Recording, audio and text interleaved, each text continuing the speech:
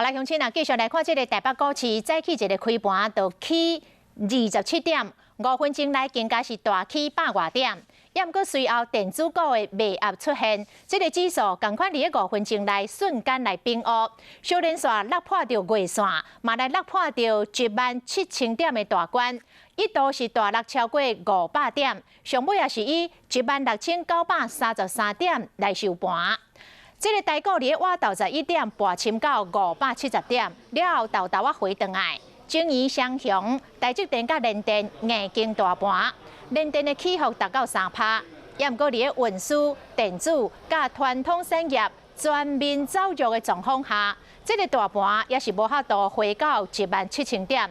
总计这2天就落掉超过600点，成交量6642亿，再一次来创下着新高。